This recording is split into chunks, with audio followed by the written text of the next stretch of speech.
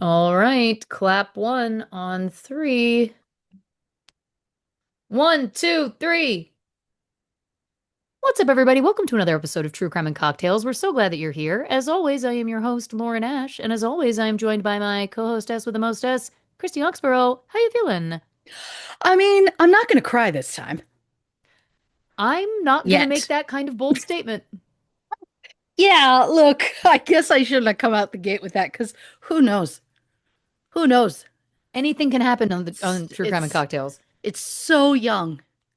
I was going to Yeah, say the night is young, but if they're listening, it might be day. So I just opted to just surgically remove any semblance of day and just went, it's so young. Just yeah. letting them fill in for themselves. It's like a choose your own adventure. How beautiful. Yeah, why When the not? day is long and the night is yours alone. It's Hmm. always something. Um, Yeah, listen, we're just getting started. Yeah.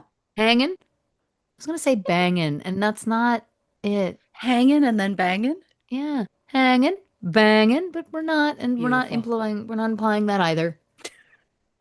What I like is there's something about us that we both have an interest in rhyming. We do Like it's wordplay. our yeah, Yes. it's our go-to when we hear a rhyme. Our brain is like, what rhymes with that? How can I play off of that? Like that's just immediately what the brain goes to. Yeah. I mean, oh God. You know, I learned today, and I don't know what study this was. It probably wasn't even a study. But I heard it on the radio. So it's the first time I'm not saying I learned it from a TikTok or a reel. I heard this on the radio, so that feels legit. I assume they learned it from a reel or TikTok. For sure. But it said that married women live shorter than single women, and married men live longer than single men. Yeah. And I mean, in that moment, I was like, so he's killing me. I was just Yeah. immediately, I'm like, there are times where I make jokes where I'm like, you're killing me. And now I'm like, oh my God, it wasn't a joke. And I commented to my husband about it, and he was just like, yeah. So I'm like, you knew the whole The time? Like, whole time. yeah, I don't know why I'm shocked by it, but it just makes sense. And then I saw a thing shortly after that was like, a husband adds like 7 years worth of like work or something onto a woman's life. And I was like, huh. Yeah. I mean, Oh, listen, did wow. I see my life going this way that I would be single at 42? Almost 43? No. Do I feel like I've never looked younger? Yeah. I think Oh, the last couple of years of being single, I mean, the first bit aged me for sure. And then in the bounce back, I feel like I'm very youthful. you are. You are. The only thing helping me in this moment is whatever just gentle filter Mm, I one day set on Zoom once I was like, there's a filter on here, and I've refused to remove it. no need. No. Here's the th again, I'm not on the prowl. I'm not looking, so I don't care if I'm youthful at this point. My hair's going just pure white. And so I'm just like, it's over for me. And It's that's over for okay. me. I don't know why I think I was going a little bit, it's never over. Like, I think I was going a little bit Noah from the Notebook. And for some reason, my brain was like, if you're going to say that, give it a little zhuzh. Little New York, Yeah, which little mafia. I don't believe he's either of those things No. in the Notebook. So I don't know where that's coming from. But I think maybe it's just also like, I might get a little kooky because I did not sleep 100% last night. Oh no. So we'll see. We'll see. I also did not sleep well last night. Mm, I was having back pain, and so I decided to sleep with my favorite lover, Mr. Robaxisette. And typically, they mm. just take the edge off and they ease Yeah. you into the other side. Last night it did not. It did not. They made my heart race like crazy, Mm. and yeah, I like laid awake for some time. God, were we? Were we just two young gals, thousands of miles apart, Hmm. laying Hmm. under the same moon and stars, trying to fall asleep and can't? I can't believe this is how I'm wording it. We were basically Shane and Ilya in that moment where it cuts between them really quickly, where Except, they're like laying awake thinking about each other, except there's absolutely nothing sexual going on. But like we're both like in the same place, but not. yeah, And except like you mind is weren't always on active. each other. You weren't actively having intercourse thinking about me, and I wasn't actively yanking it in the Correct. shower thinking about you. And Shane in this. yeah, what's that? I like that I'm the Shane in this situation. Well, he had a second person in that scene, and Oh, I felt like that there we you. go. There we go. Yeah, yeah, again, like nothing sexual. It's just because you and I had talked about it yesterday. Um, that just like quick cut Mm, between the two. I don't know why it has to be the hand gestures, but like the quick cut in between. And I was like, yeah, the reality show of our lives, which hmm. fingers crossed would be directed by Jacob Tierney, who is the two of us just laying awake at night, and it If just like Jacob cuts between. Tierney was the director of a reality show about our lives, and he had a DP shoot it the Yeah. way they shot Heated Rivalry, well, watch out, world. Yeah, yeah. Hello, HBO. Yeah. Hello, HBO. We've got somebody else coming to the cottage. You know what I mean?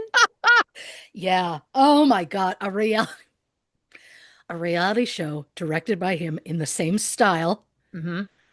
And it's literally us just talking about the show. Like it's just us going through each episode is us going through each episode. Yeah, That makes so much sense. 100%. That'd be an Yeah. honor. Yeah. Look, I don't know why he's decided to go from that to like reality TV.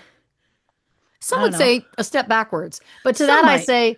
I'd say not with this top-notch talent. I was my gut instinct of what to call us was going to be class act. Yeah. I'm like, not with this class act. Yeah. He should be so, he should be so lucky. We're going to ask him about the show constantly and choices that were made. Yes. It's good. He's gonna quit the day he takes the job. Like he'll take the job, he'll meet us, and then be like, "You women are lovely.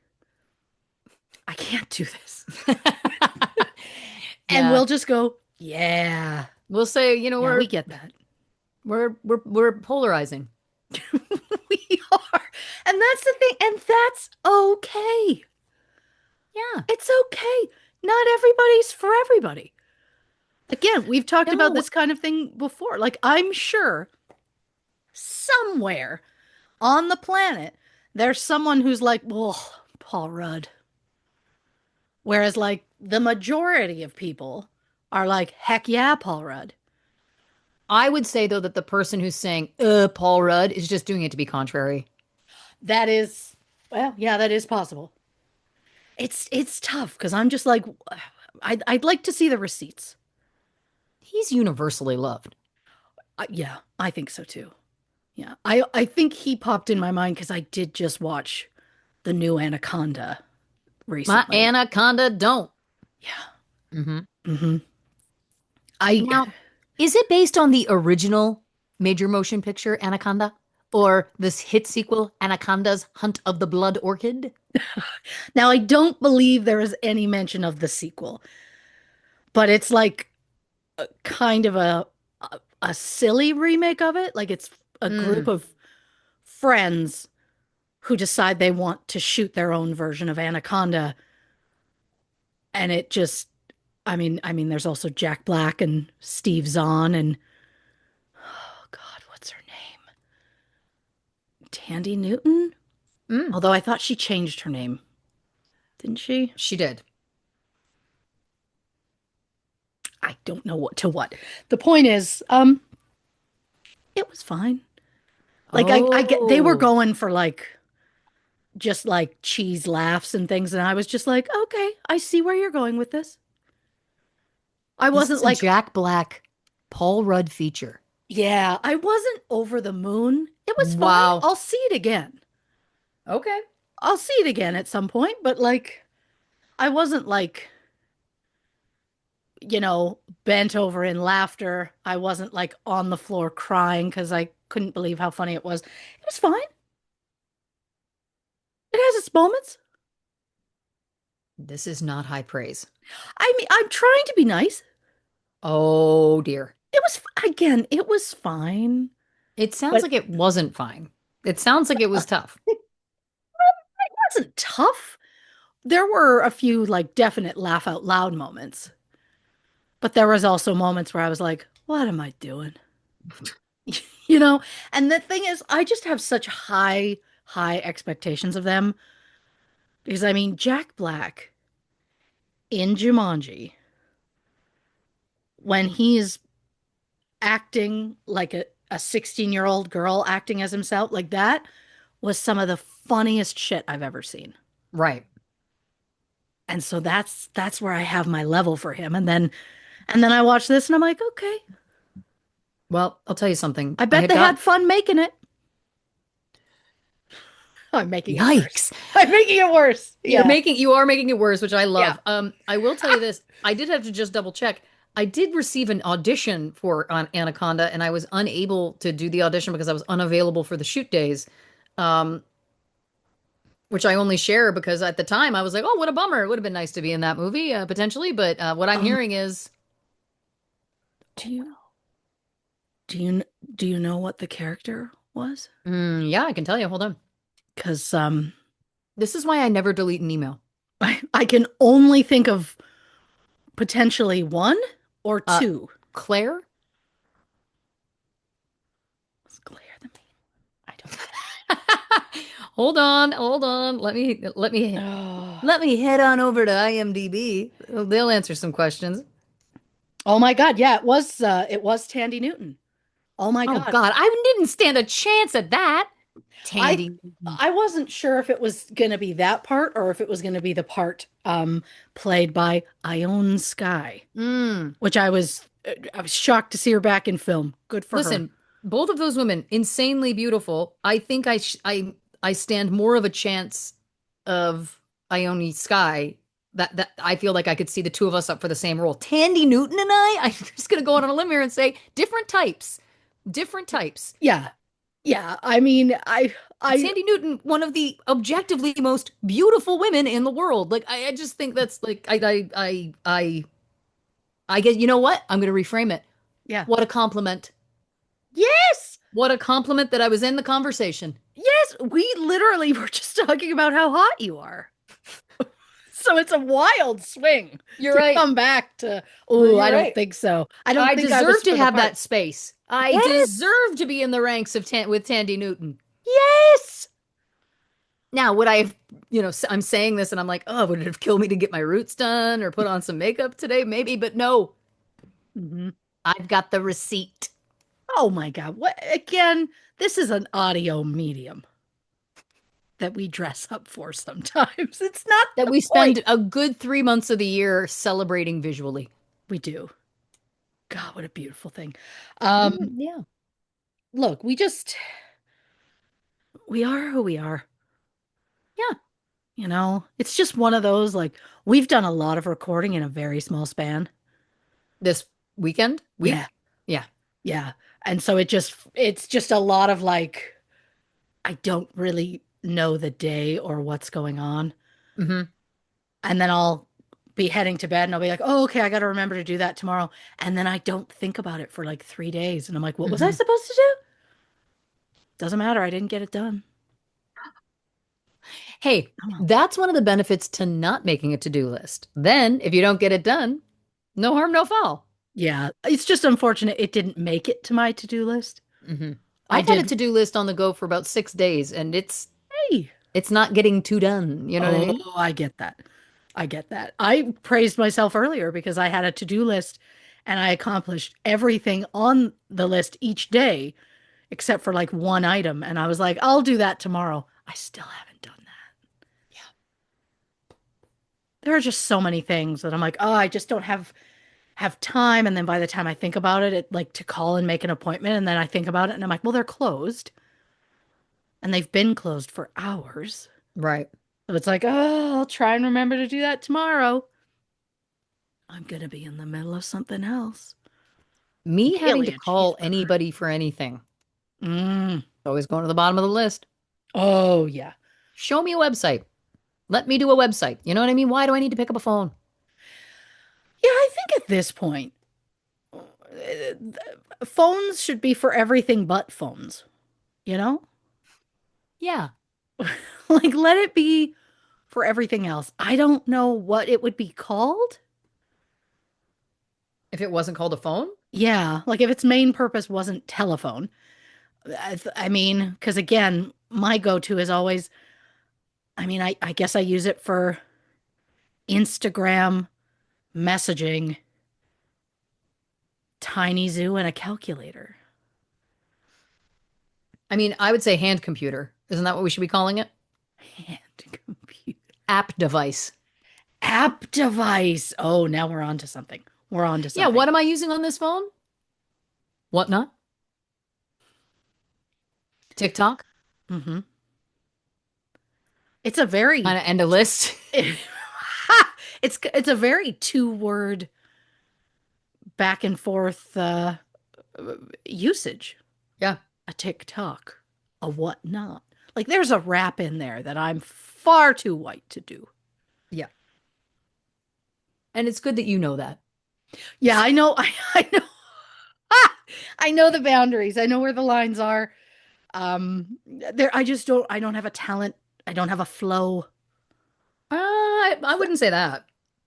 Oh, I mean, sometimes I got a swagger, but I don't have.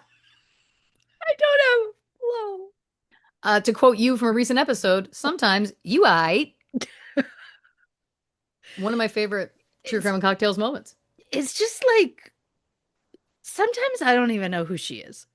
I don't know who comes to play. You know what I mean? Like Hey, I hey, come out and play. I write the notes and I don't know who's gonna read them. Yeah. She's gonna be some crazy bitch, but I don't know in what way.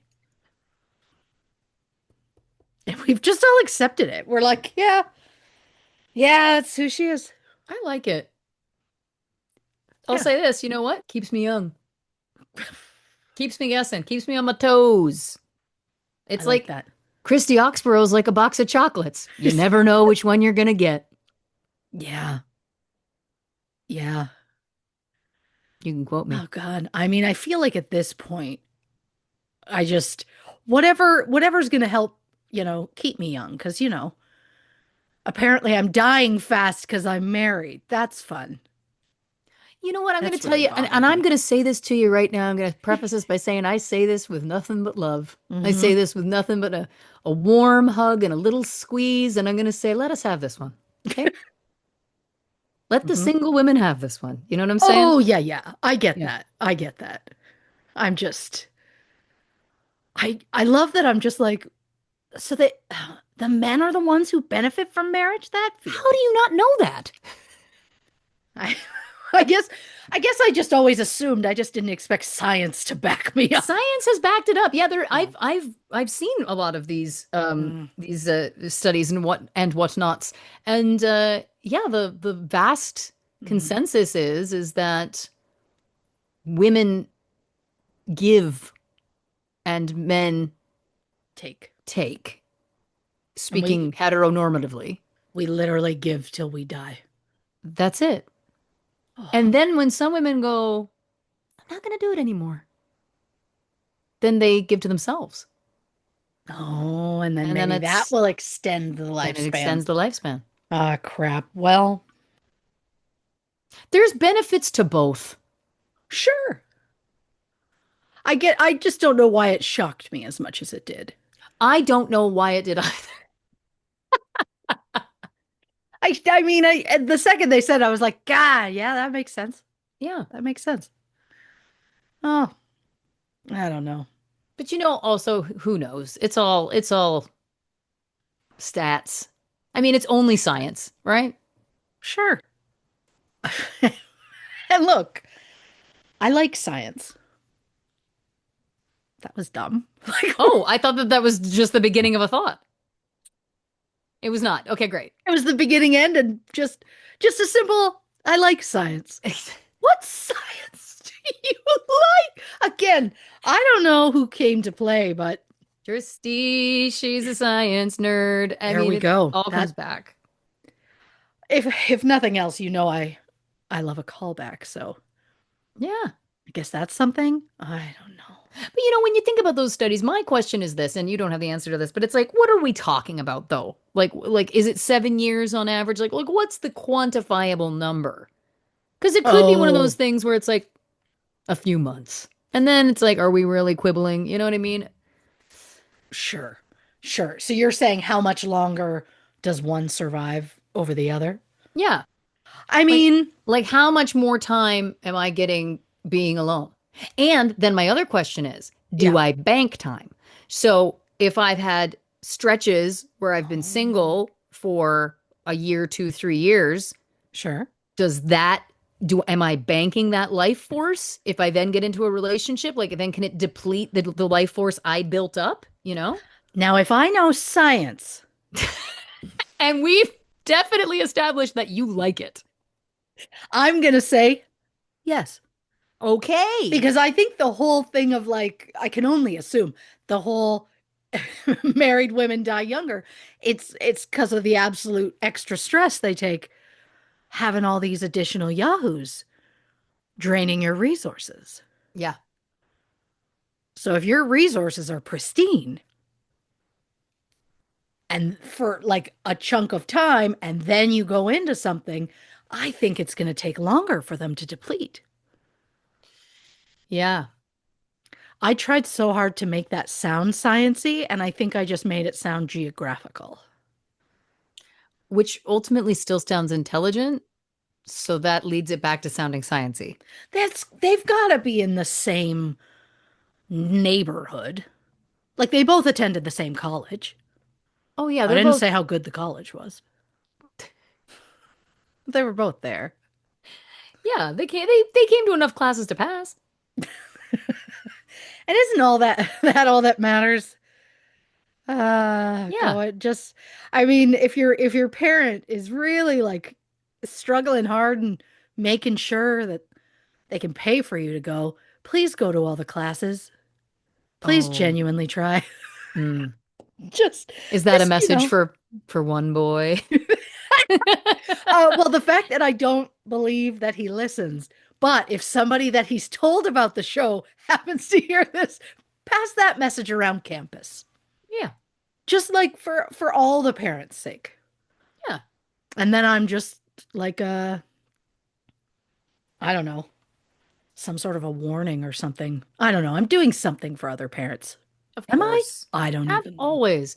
And listen, I'm also doing my part for parents because, I'm going to put the same message out there to Bean, which is I'm Of planning on course. signing her up for agility classes, and I'd really like for her to stick with it.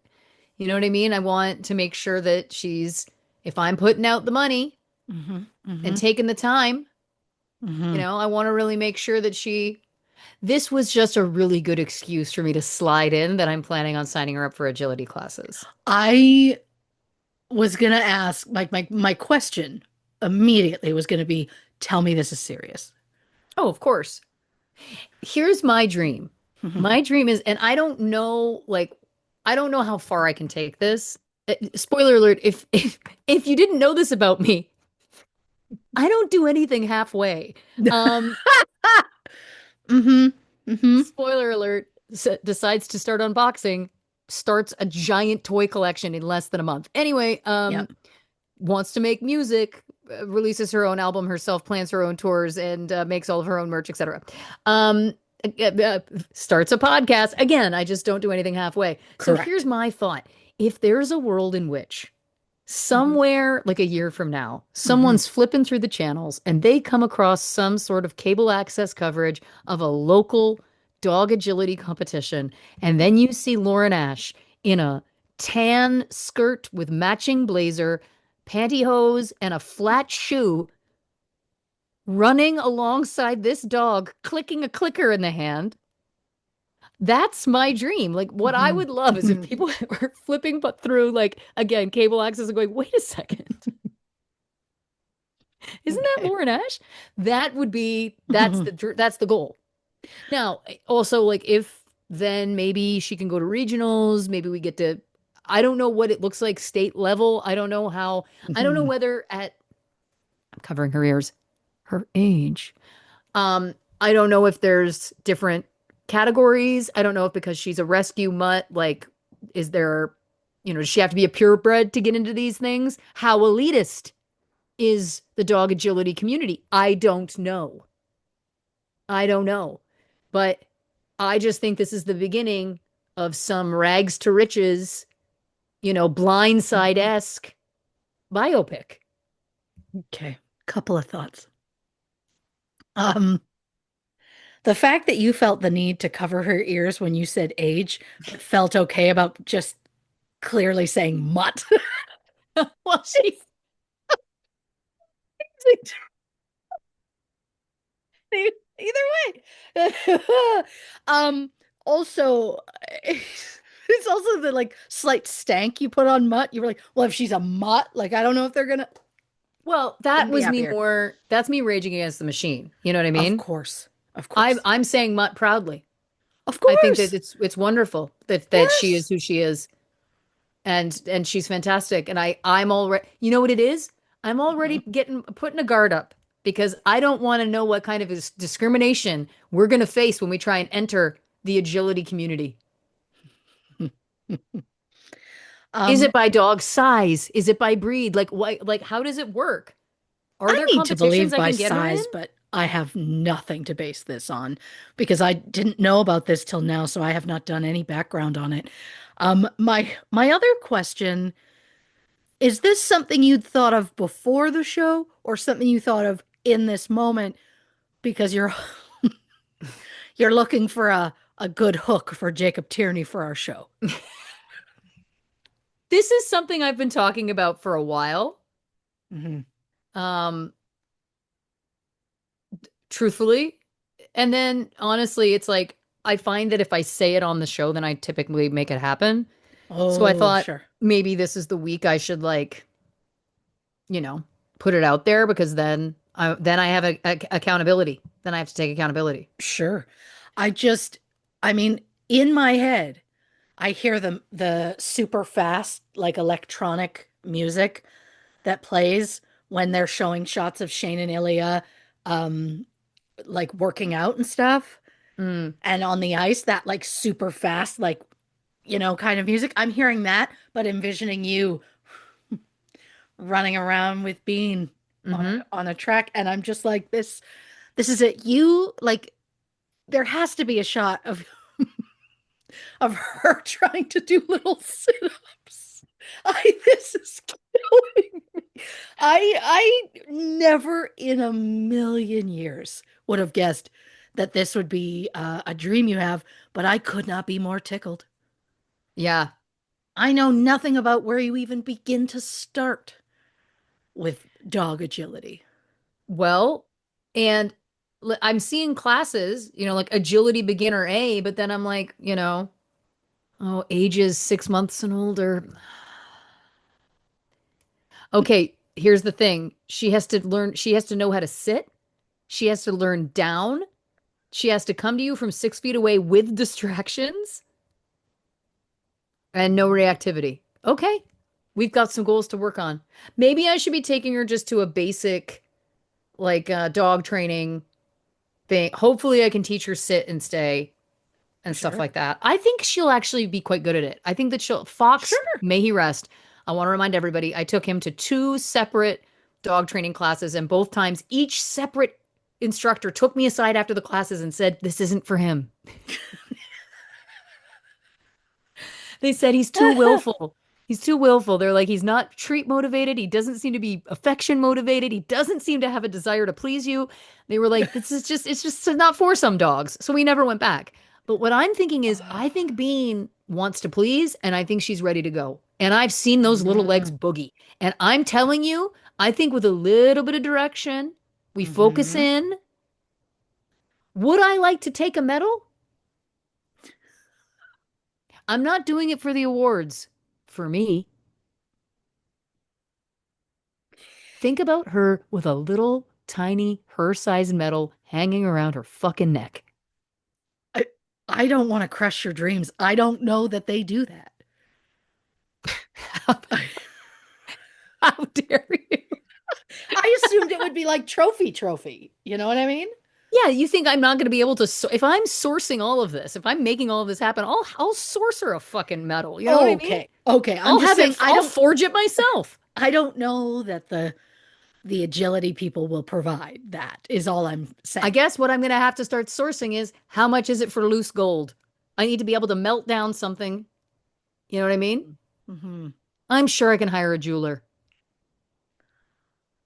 This, see, this is just the epitome of you going from like first thought to like I'm 8 steps already.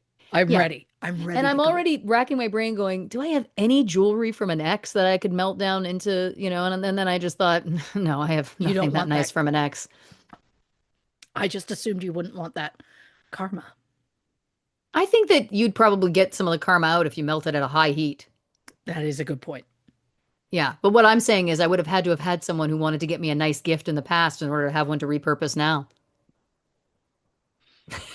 Certainly you could repurpose that iPad case. Got me an It, iPad case, didn't own an iPad, folks. yep. That's why they shorten our lives. That is, thank you for bringing it back. Oh my God, I'm already envisioning you with a shirt that you've made, of course, obviously, with Bean on the front, with her like with her awards, Yeah. with like a some sort of champion or something Oh, on it. Champy Bean. Nope, sorry. I tried to shove Bean into champion and it I well, just didn't listen, quite. we've got time. We've got time to ruminate. We got time Mhm. to, we'll figure it out. Oh, I'm not worried about that.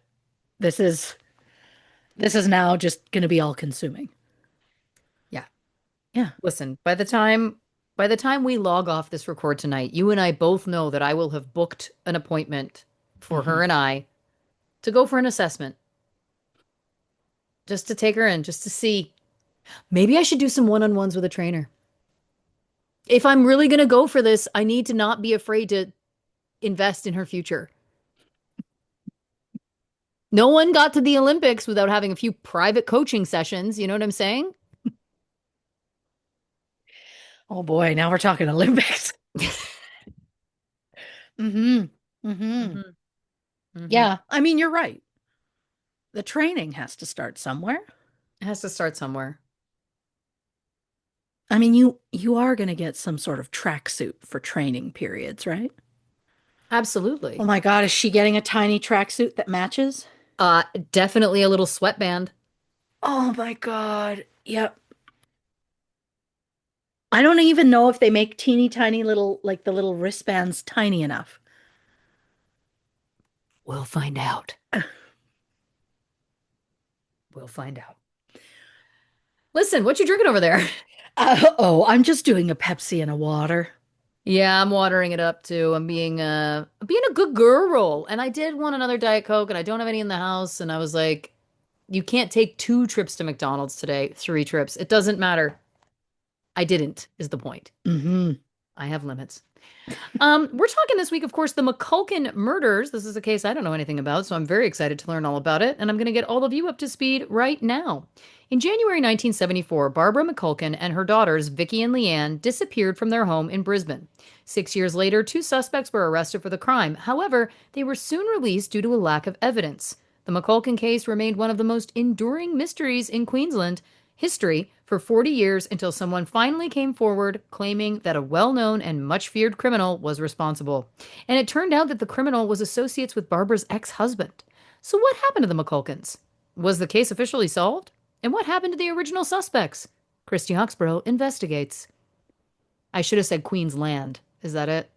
Well, the last time we did one in Queensland, it was there was a definite feedback of like, that's what you do. Because I didn't know, is it like Queensland or is it like Queensland? Like, do you have to make sure you say the land?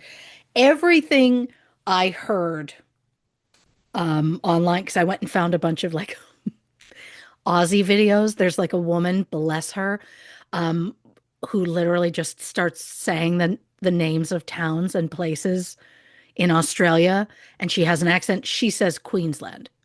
Okay. So that's what I'm attempting to do. I can't guarantee I'm going to do it the whole time. We'll see. I believe in you. It's the hope, but oh boy. So, disclaimer, this episode will contain mentions of intimate partner violence, suicide, and rape. So, trigger warning for those who need it. As part of my research for this episode, I read the book The Night Dragon by Matthew Condon. Hmm. So today's episode takes place in Australia, or more specifically in Queensland, which is the second largest state in the country. To put it, the size of it in perspective, Queensland is nearly 2.5 times the size of Texas, nearly 5 times the size of Japan, and 7 times the size of Great Britain. Queensland is known as the Sunshine State, as they typically get over 300 days of sunshine every year. Wow. Queensland is home to the Great Barrier Reef, which is the largest living thing on Earth. It's also visible from space.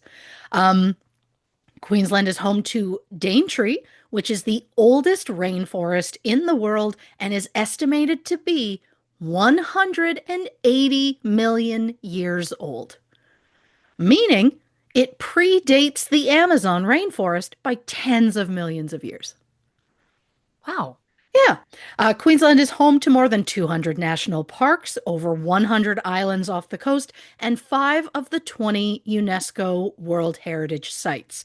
It's also home to the world's largest sand island, Kugari, which is formerly known as Fraser Island. Also located in Queensland, hundreds of large statues simply referred to as big things. The first one appears to be the Big Pineapple, which was created in Mumbai in 1971. It stands 52 feet tall. There are so many amazing ones. I do not have time to get to them all. To give you an idea, there is a 36-foot tall lawnmower in Birwa, a 26-foot tall golden gumboot in Tully, a 29-foot wide watermelon in Chinchilla, and an 82-foot long barrel and a 23-foot tall rum bottle, both in Bundaberg.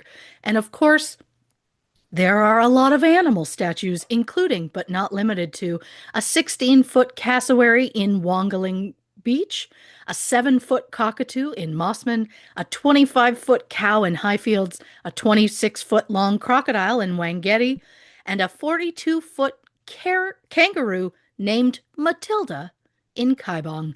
I could honestly talk big statues forever. We don't have the time, but there are over 1,000 big things throughout Australia, which, to be honest, sounds like my version of heaven. Yeah. The famous people to come from Queensland include Margot Robbie, Jeffrey Rush, Jacob Elordi, the Bee Gees, Miranda Otto, Savage Garden, the Veronicas, Bowen Yang, and absolute legend, Steve Irwin. May he rest. Mm. Honorable mention goes to country singer Keith Urban, who was technically born in New Zealand, but later lived in Queensland from the ages of 2 to 25. Also from Queensland, director George Miller, who is mostly known for the Mad Max series, but did you know he co-wrote the 1995 movie Babe and directed the 1998 sequel Babe, Pig in the City? Huh. He also directed both Happy Feet movies. Cute. For some reason, I'm just absolutely tickled by this.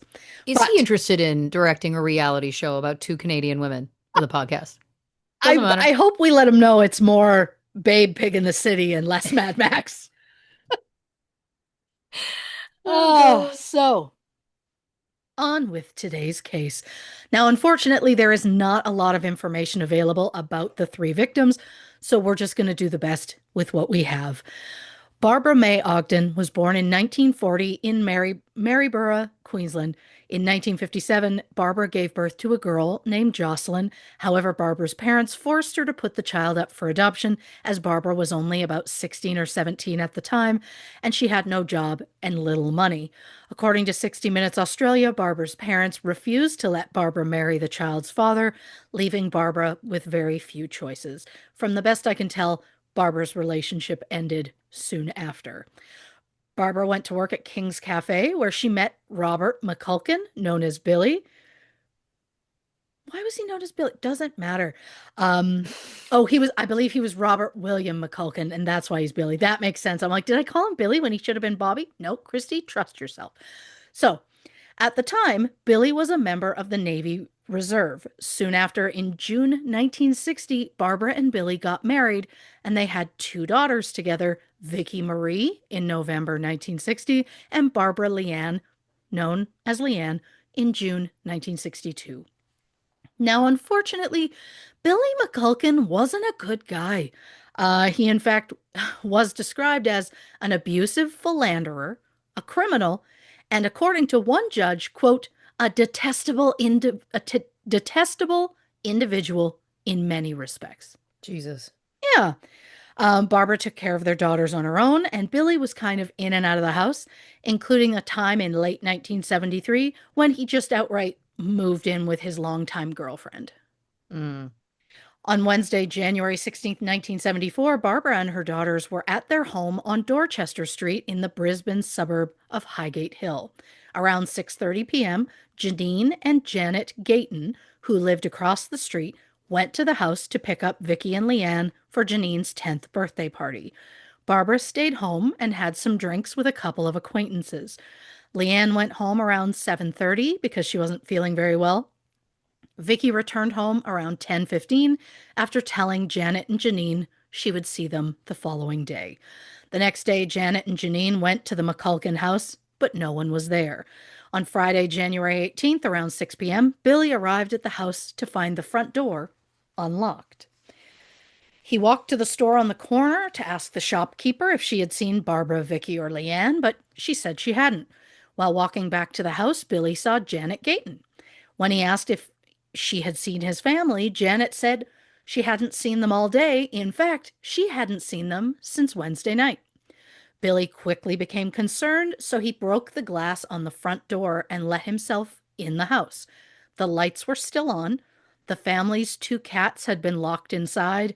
The beds hadn't been slept in, and there was a half sewn dress sitting on the sewing machine, which had also been left on. Barbara's purse and wallet were still there, and the only thing that was noticeably missing were Barbara's slippers, suggesting she might have been wearing them when she left the house. But really, everything gave the appearance that wherever Barbara and her daughters had gone, they planned to return home soon after. Billy McCulkin spent hours searching for his family. When he couldn't find any sign of them, he went to the police and officially reported them missing. At the time of their disappearance, Barbara was 34, Vicki was 13, and Leanne was 11. Early Saturday morning, Billy was at Barbara's house searching for any clue as to where she might be when he spotted Janet Gayton outside. He asked her if she had seen anyone at the house on Wednesday when she last saw Vicki and Leanne. And Janet said there was a bright orange car parked in front of the house that night. And when she went to pick the girls up, they told her Vince and Shorty were there. The orange car in question was a two-door Chrysler Valiant Charger, which was a hardtop coupe manufactured in Australia between 1971 and 1978. For the sake of comparison, the internet tells me the closest American car to the Valiant Charger is an early 70s Plymouth Duster, which is similar to a late 60s Plymouth Roadrunner. A 1969 version of the Roadrunner was one of the 50 cars on the list to be stolen in the 2000 Nicolas Cage movie Gone in 60 Seconds. There In, she is. in the movie, the car's name was Jessica. So it turns out Billy not only knew a guy named Vince who owned a bright orange 1972 model Valiant Charger, he also knew that Vince had an associate who went by the name Shorty. So Billy immediately tracked down the two men and demanded to know the whereabouts of his family. He claims the men both admitted to being at Barbara's house that night, where they had a few drinks, but they then said they didn't know anything about Barbara or her daughters being missing. When Billy asked the men a second time, suddenly, well, they weren't at her house at all that day. When police searched the McCulkin home, they discovered several empty beer bottles on the kitchen table, which could indicate that Barbara did, in fact, have company over that evening. Unfortunately, there wasn't, like, I don't believe DNA testing at the time. So if they kept any of the bottles, I don't think they would have run tests on them. I just assume they didn't keep any of the bottles. Right. Um, but how can we be sure? Like, if sure, there's empty beer bottles, how do we know that it was Vince and Shorty? Well, on January 22nd, just 3 days after being confronted by Billy, Vince sold his bright orange car and left town. And while that could just be a coincidence, a very big one at that, it becomes even more suspicious when you learn that on the same day, Shorty also skipped town. Nothing says innocent of a crime quite as much as selling the vehicle that placed you at the scene and then immediately fleeing the area. Billy was so convinced that Vince and Shorty were responsible for his family's disappearance that he went to the press and publicly stated he believed his family had been targeted by Vince because they knew too much about the crimes he had committed. In particular, a firebombing at a club that caused the deaths of 15 people. Now, before we get into details on that, let's talk about Vince, aka Vincent O'Dempsey, who I will just be referring to as O'Dempsey for the rest of the episode. O'Dempsey was a seemingly quiet child born to a respectable family. He attended a Christian school which believed in harsh physical punishments, but fellow classmates said whenever O'Dempsey was punished, which was usually caning, O'Dempsey did not flinch. He didn't make a sound. Some said he even outright smiled throughout the punishment. Apparently, he was known for sticking his finger in pencil sharpeners and not reacting in any way when he would turn them. I can't really think about that. The only reason I brought that up was for the sake of Lauren and her diagnosis. Yeah. It's brewing. Yeah. So around the age of 9 or 10, O'Dempsey started stealing, specifically going onto rooftops at night and taking out the nails that he would later sell. Apparently, there was something valuable about the lead that the nails were made of. In the spring of 1954, when O'Dempsey was 15, he was one of 3 boys who stole guns, ammunition, money, and cigarettes from a local shop. The boys were quickly caught, and O'Dempsey's father was so upset he sent his son to a psychiatric hospital in Toowoomba, where O'Dempsey was officially diagnosed as a psychopath.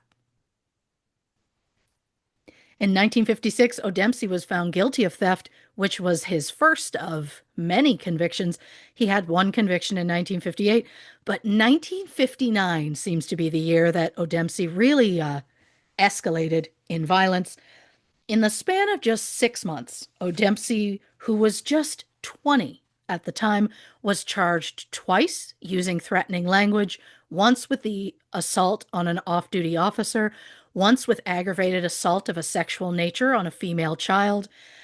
He did no jail time for any of those charges, which is horrifying. But for the assault on the child, he was fined 25 pounds, which translates roughly to 70 US dollars, which is closer to like 780 today. Oh Do I my God. think he should have done jail time? Yeah, but I'm not a professional, so what do I know? In August 1959, just 3 months after the assault on the child, and 2 months after the assault on the off duty officer, O'Dempsey was convicted of stealing with actual violence and assault causing bodily harm.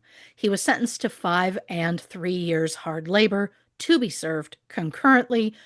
He was released after less than 3. After his release, O'Dempsey joined the crew who built Leslie Dam, which is in Southern Downs region of Queensland, and roughly 7 miles from O'Dempsey's hometown of Warwick. While on the crew, O'Dempsey befriended a fellow co-worker named Raymond Vincent Allen, although he went by Tommy. Well, O'Dempsey convinced Tommy to help him do a few burglaries, including a jewelry store in Warwick in 1964. When police learned who the culprits were, they spoke to Tommy. I'm assuming because Tommy didn't have a record. And Tommy agreed to turn witness and testify against O'Dempsey. The police set Tommy up with a new job in a small town 30 miles away to try and keep him safe until the trial. But 3 weeks before Tommy was set to testify, Tommy disappeared. Police believe that O'Dempsey had Tommy killed, and the rumor is that Tommy's body was then buried under some portion of the dam while it was being built. As of this record, Tommy Allen has never been found. He was just 22 at the time of his disappearance. Soon after Tommy's disappearance, O'Dempsey befriended Billy McCulkin, and in the early 70s, their crew of petty criminals came to be known as the Clockwork Orange Gang. Jesus. Now, I don't know if that was because of the 1962 book or the 1971 movie, or I don't know why the name was chosen to begin with. Maybe they thought it made them sound cool. Maybe that was the disturbing level of chaos they aspired to. I have no idea. But we know that Vincent O'Dempsey was friends and criminal associates with Billy McCulkin, and we know that Billy introduced O'Dempsey to Barbara. And it turns out, in late 1973, when Billy moved in with his girlfriend, the Clockwork Orange Gang started spending a lot of time at Barbara's house. Why? Because O'Dempsey fancied Barbara, even though he was living with his longtime girlfriend, Diane Pritchard, at the time.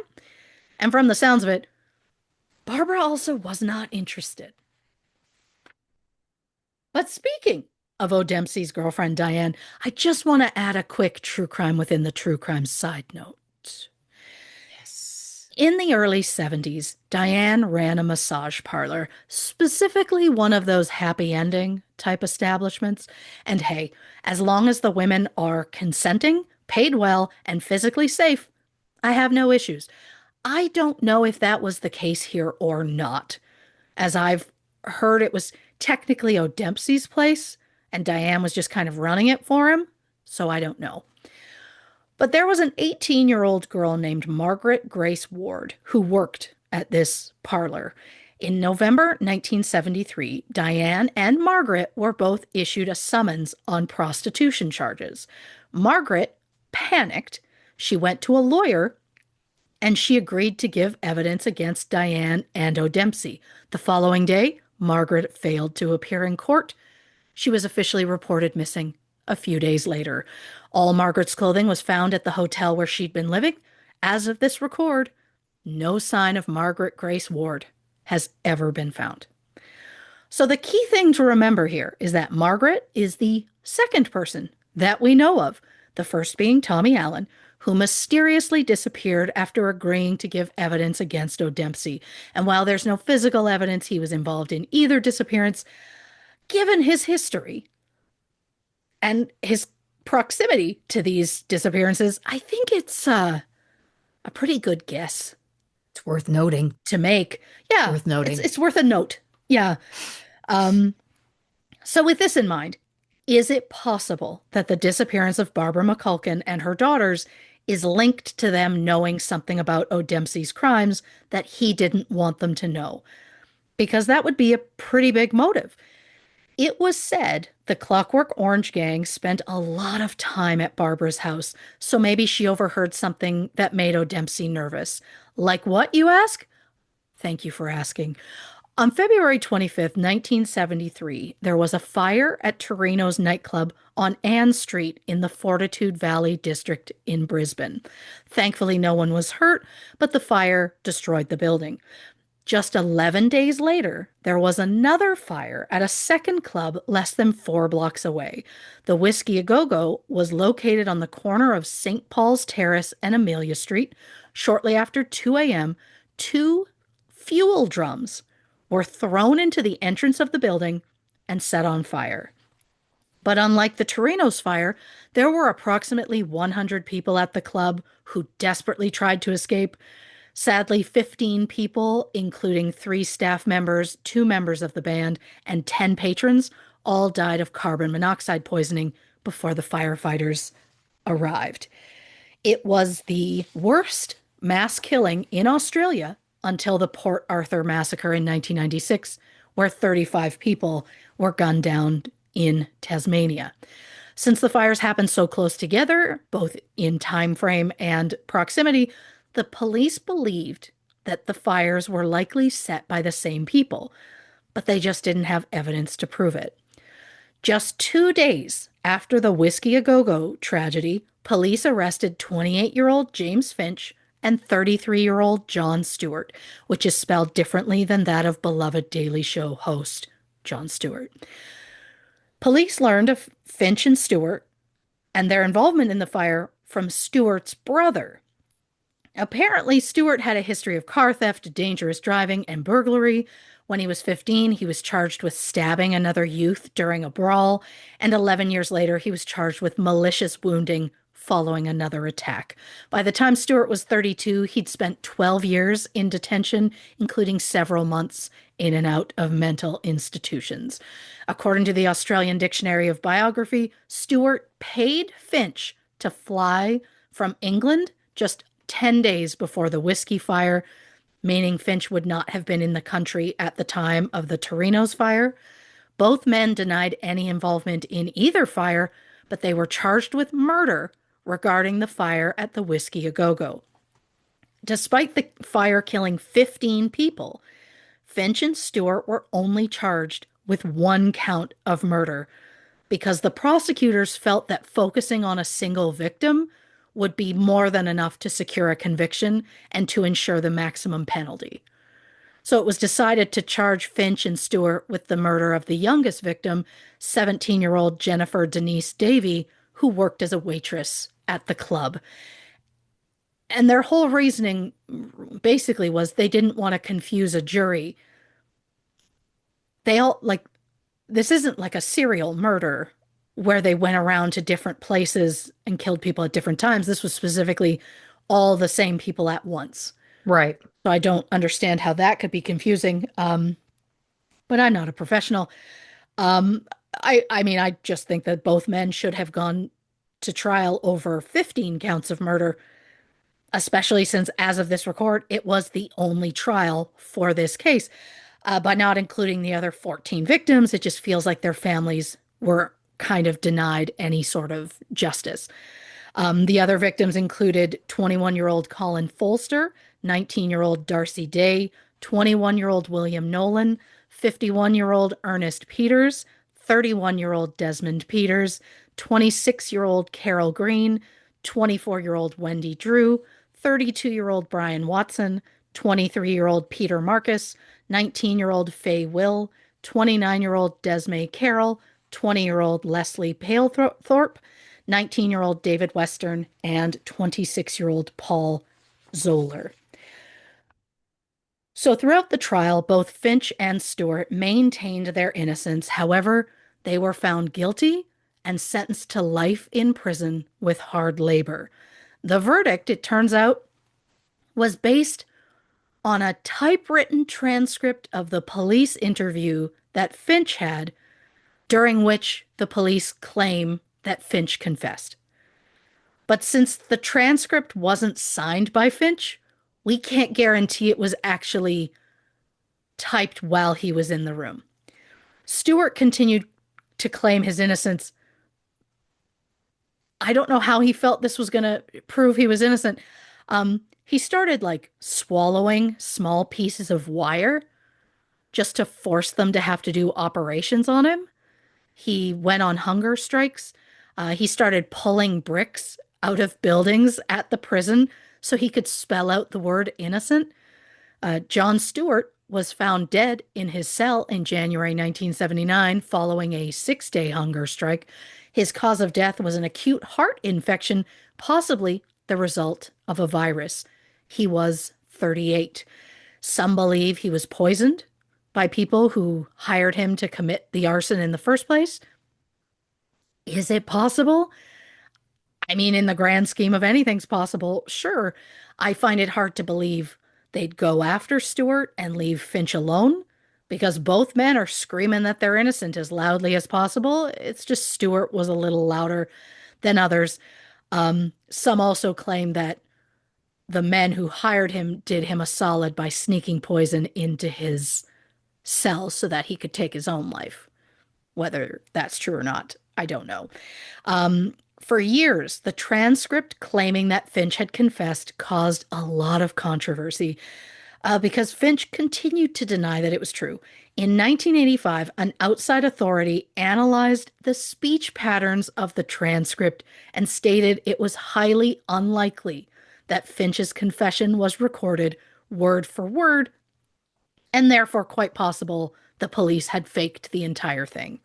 In November 1988, 6 police officers involved in the case admitted that the confession had been fabricated. Ugh. Finch was then paroled after serving 15 years, and as part of his release, he was deported back to his birth country of England. And before you celebrate a wrongfully convicted man finally being released, just know, according to his friends, once Finch returned to England, he outright said that he, Stewart, and 4 other men were responsible for the fire at the Whiskey A Go Go. So, to sum up, from the best I can tell, the police faked the confession because they believed Finch and Stewart were the right guys. They just didn't have the evidence beyond hearsay to prove it.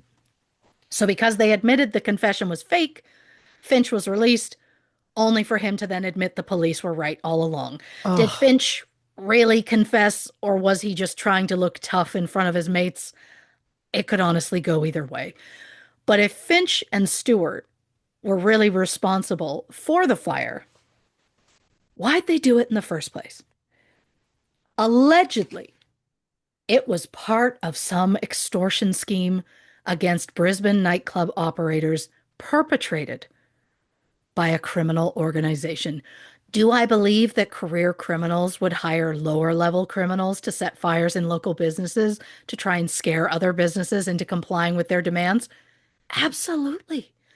I could see it being some sort of insurance job done with the help of organized crime.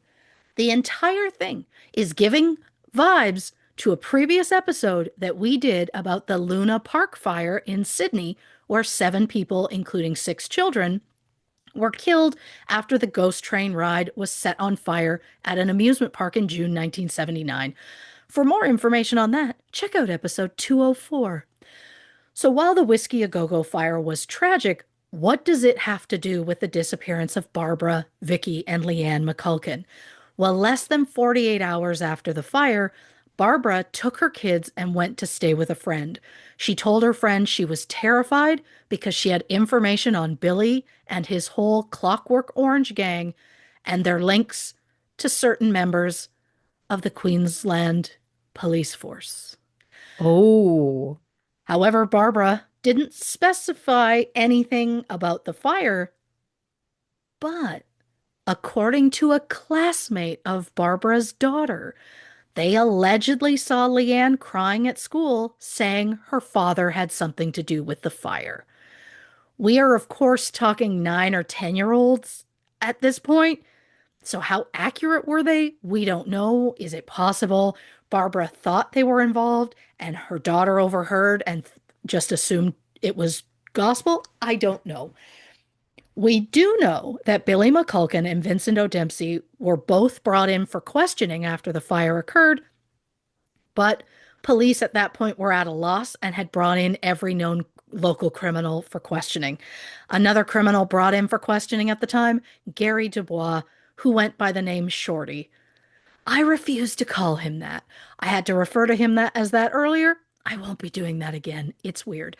So, is it possible that O'Dempsey was somehow linked to the Whiskey A Go Go fire, whether he helped pull it off or simply hired the men who did it, and then he learned that Barbara had information that could link him to it?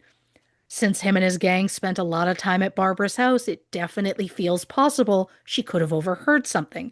And since we already know at least 2 previous witnesses who had information on O'Dempsey both went missing and both never had their bodies recovered, I think it's more than possible that the McCulkins may have suffered the same fate. Because if O'Dempsey believed that Barbara was going to talk to the police, it's possible he'd want to stop her and he'd want to get rid of her daughters as well, because they would be able to place him at the scene. But who else could place O'Dempsey at the scene? Janet and Janine Gayton, who lived across the street from the McCulkins. Janet and Janine said when they went to pick the girls up for the party, the girls said, Vince and Shorty are here. Could there be another Vince and Shorty? It's unlikely, especially when Janet and Janine were both able to point out their photos to police. Janet and Janine also said they saw an orange Valiant Charger parked outside the McCulkins' house that night. Vincent O'Dempsey owned an orange 1972 model Valiant Charger. And of course, as I mentioned, on January 22nd, just 6 days after the McCulkins disappeared, he randomly sold the car and skipped town. Soon after, Dubois did the same. So, of course, police are incredibly suspicious of O'Dempsey and Dubois, but they didn't have any physical proof. In February 1980, 6 years after Barbara, Vicki, and Leanne disappeared, there was a coroner's inquest to determine if there was enough evidence to charge O'Dempsey and Dubois with murder. At the inquest, O'Dempsey was interviewed and asked 47 questions. O'Dempsey answered no comment to every single question, including the first question, which was literally, "What's your name?" In the end, the coroner ruled that O'Dempsey and Dubois should stand trial for the murders. Dubois' brother Paul claimed Dubois told him Dempsey killed Barbara because she was blackmailing him, and she had enough info on O'Dempsey to put him away for 20 years. Paul said that his brother told him, quote, "The kids weren't meant to be there." 2 months later, Vincent O'Dempsey and Gary Dubois were both arrested and charged with 3 counts of murder. Dubois allegedly told police, quote, "If I blab, I'm dead, and I'll be an old man in jail if I don't." However, in May 1981, due to a lack of evidence, the charges were dropped and O'Dempsey and Dubois were released. All other leads dried up and the McCulkins case went cold. In March 1985, O'Dempsey was convicted of a variety of drug charges and he was sentenced to 10 years. Unfortunately, I don't know how much of that he actually served. I can only assume probably not a lot. In January 2014, on the 40th anniversary of the McCulkins' disappearance, police made a public appeal for anyone with information on the case to come forward. And in August that year, they received a seemingly unrelated tip from Peter Hall, a former member of the Clockwork Orange gang. Peter admitted he was one of the 4 men who burned down Torino's nightclub in February 1973. At this point, the arson had been unsolved. Peter claimed they waited until the club was closed, went inside, poured a trail of petrol through the building. He said the fumes built up so quickly that when they lit the end of the trail, the entire building just went up in flames. Peter said 4 of them were involved, including himself, Gary Dubois, and 2 other Clockwork Orange gang members, Keith Meredith and Tommy Hamilton. Peter said the entire thing was part of an insurance scam set up by Billy McCulkin and Vincent O'Dempsey. And while Peter admitted to being involved in the Torino's fire, he denied any involvement in the Whiskey A Go-Go fire and even admitted he was worried he'd be implicated in the whiskey fire simply by admitting to his involvement in the Torino's fire. To find out what Peter might know, police just kind of gently asked about some of his associates, including Billy McCulkin, asked if he'd heard anything about the disappearance of Barbara, Vicki, and Leanne. Peter denied any knowledge, said he didn't know anything about it. Anytime he was interviewed at this point, it was always recorded and then transcribed. And a police investigator just read through those transcripts over and over. And she noticed um, after they mentioned the McCulkin's disappearance, Peter said the line, quote, Shorty went missing the following day. During the interview, investigators hadn't said anything about Dubois' potential involvement in the case, so Peter Hall was brought back in for another interview where they pressed him for more information. And that's when Peter admitted on the night that Barbara, Vicki, and Leanne disappeared, Gary Dubois called him to invite him over. According to Peter, Dubois said he and O'Dempsey had been at Barbara's house having drinks. Dubois left briefly, and he was heading back, quote, to have sex and wanted to know if Peter was interested. Peter declined. Peter then said Dubois called him 2 days later and gave him a very graphic account of what happened that night. O'Dempsey and Dubois tricked Barbara and her daughters into taking a midnight drive with them. Friends of Barbara's said that O'Dempsey often gave Barbara rides because she didn't own a car. So they said the idea of her getting in a vehicle with him wouldn't have been that big of a surprise.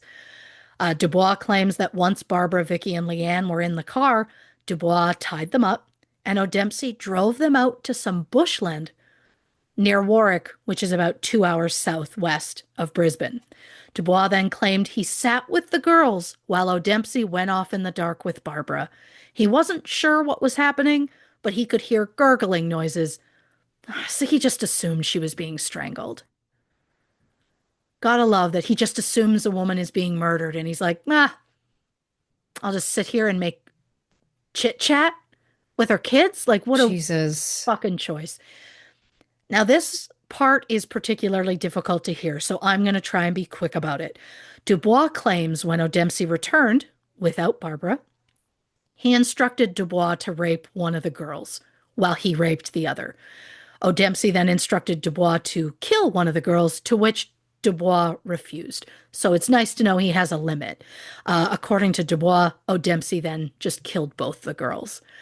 Dubois and O'Dempsey waited till it was light enough outside, and then they buried the bodies. Dubois said that when the sun came up, he was finally able to see what they had done, and he described it as a horrific sight. Dubois said he could never rat out O'Dempsey because he knew O'Dempsey would kill him. So if this horrific story is true, it means that Peter Hall knew about the murders and said nothing for over 40 years. Why would he stay silent? Well, according to Peter, because there's a code amongst criminals that you don't tell the police anything about anyone. And hey, I get loyalty, but you're not even willing to rat out a couple of scumbags over what they did to 2 children? That's shocking to me. What's worse is that after coming forward decades later, Peter still says he feels bad that he broke the code and ratted on his associates. He said breaking the code was the toughest decision in his life.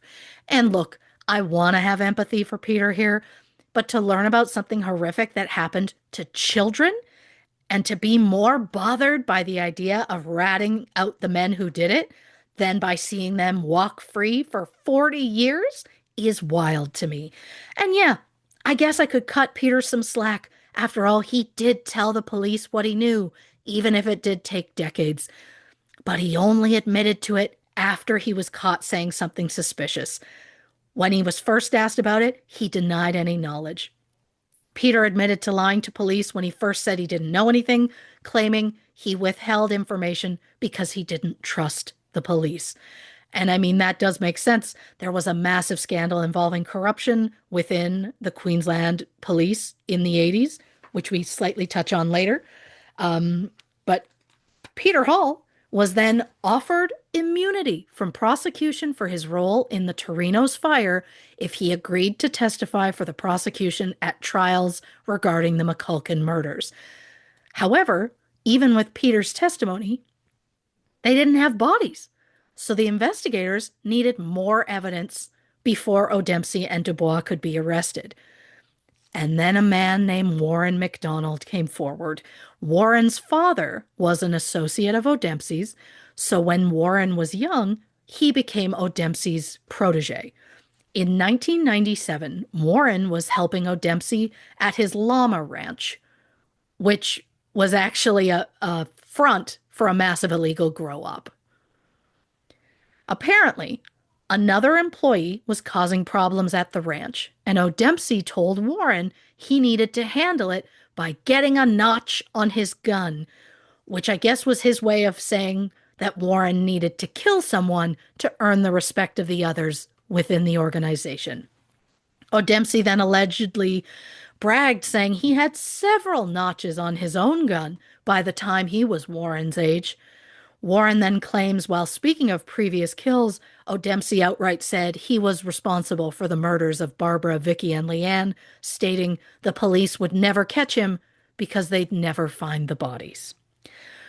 So if Warren learned this in 1997, why did he wait 20 years to come forward? Well, nearly 20 years. Warren claims because he was scared O'Dempsey would kill him and his family if he said anything.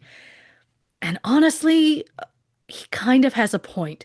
After Warren came forward, police were able to charge Vincent O'Dempsey and Gary Dubois with 3 counts of murder, 2 counts of rape, and 1 count of deprivation of liberty, which is basically unlawful confinement.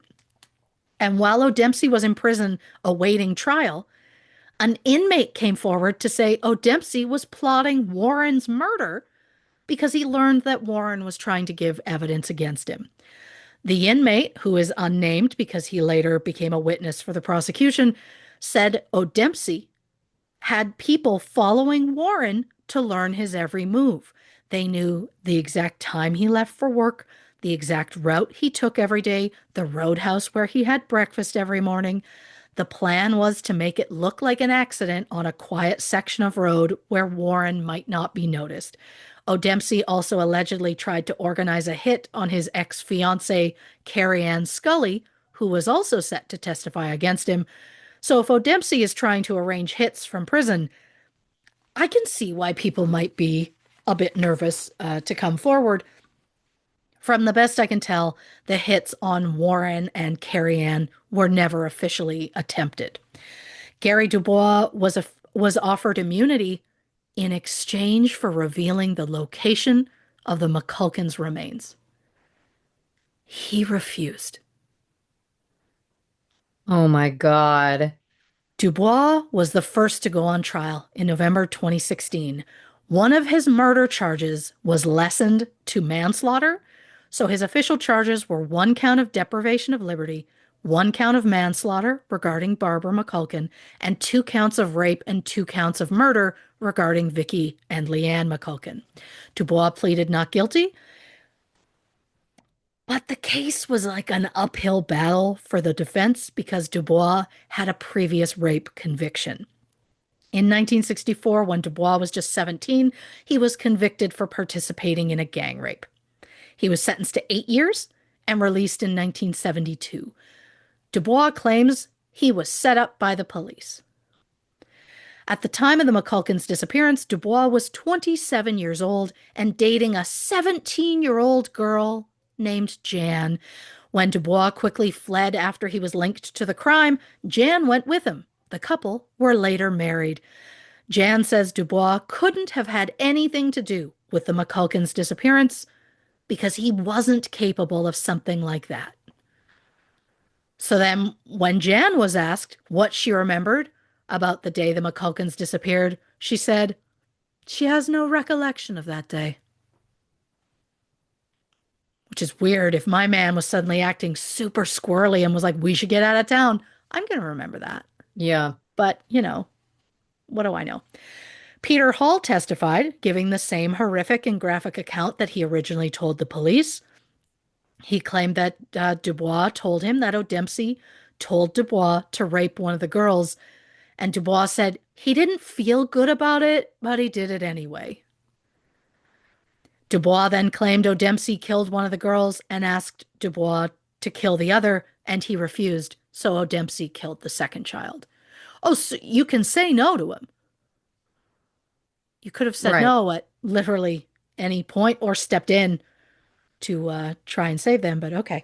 Um, Multiple witnesses testified to seeing a bright orange Valiant Charger, like the one belonging to O'Dempsey, parked in front of the house throughout the evening of January 16th, 1974. Those witnesses included Janet Gayton, who lived across the street from the McCulkins.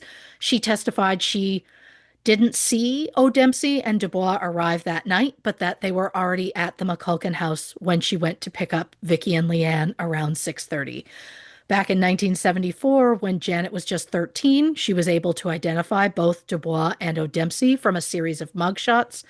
And if you're like me, you might wonder if O'Dempsey had a history of silencing witnesses, why didn't he ever go after the Gayton sisters, since they were pivotal to the original police investigation? To be clear, I didn't want him to, but I'm just given his Yeah. history. Well, the answer is allegedly he did try. According to an unnamed witness, a few months after the two cowards skipped town back in 1974, O'Dempsey wrote Dubois a letter in which he asked Dubois to burn down the Gayton's house. Oh, that'll do it. Later in the letter, O'Dempsey allegedly told Dubois to dig up the bodies, put them in drums of acid, and put the drums in a river. The witness said that O'Dempsey never specified what bodies he was referring to, but it is assumed that he was talking about the Yeah. McCulkins. Trevor McGrath, who previously lived next door to Dubois, said one night in 2010 the two men were drinking together. They started talking about things they'd done in their past.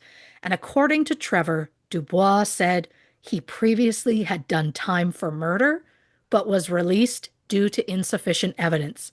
He said the murder case gets looked at every few years, but he'd never go down for it because they'd never find the bodies. Trevor officially reported this conversation to police in 2014.